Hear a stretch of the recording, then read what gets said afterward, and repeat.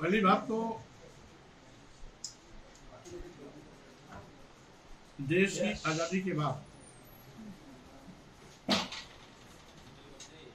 पूरे देश में एक संविधान लागू हुआ है जिसे भारतीय संविधान कहते हैं। और रामभद्राचार्य जी इस प्रकार का अनर्गल बयान देने के आदि। मनुस्मृति केवल एक वर्ग की व्यवस्था पोषक है। मनुस्मृति देश का संविधान नहीं था, मनवादी व्यवस्था का संविधान था, भेदभाव का संविधान था, जात पात छुआछूत ऊंच नीच का संविधान था। देश को बांटने का एक ऐसा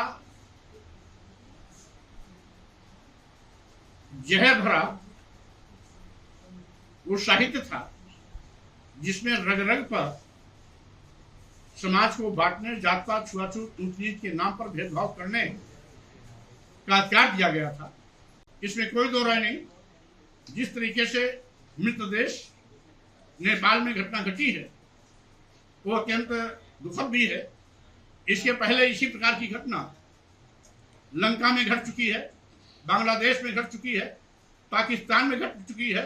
भारत के चारों ओर इस प्रकार की घटनाएं घट चुकी हैं। इसलिए भारत में भी जो आज धर्म और जात के नाम पर भेदभाव किया जा रहा है, आज सरकार ही अराजकता की भेंट चढ़ चुकी है। अधिकारी मनमाने पद पर उतारू हैं, देश बेचा जा रहा है, जात धर्म के नाम पर समाज को बांटा जा रहा है, समाज को तोड़ने की कोशिश की जा रही है। इसका चरम ही नेपाल, लंका, बांग्लादेश, पाकिस्तान जैसी घटना ही से होती है। इसलिए भारत को इससे सावधान रहना चाहिए और समय रहते सरकार को इस प्रकार की नीति अपनानी चाहिए जिससे कि समाज में, देश में किसी प्रकार की कटुता न पैदा हो।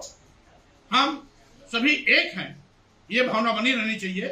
धार्मिक उन्माद और जातीय हिंसा से बचने की कोशिश करनी चाहिए।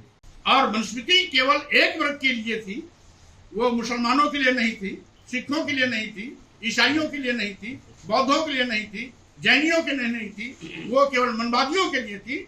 इसलिए रामभद्राचार्य को, क्योंकि वो जहर बोलते हैं, जहर उगलते हैं, जहर सोचते हैं, इसलिए वो भारतीय संविधान का अपमान करते रहते हैं।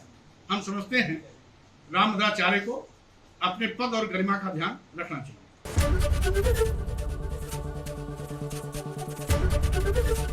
एबीपी गंगा, खबर आपकी, जुबान आपकी।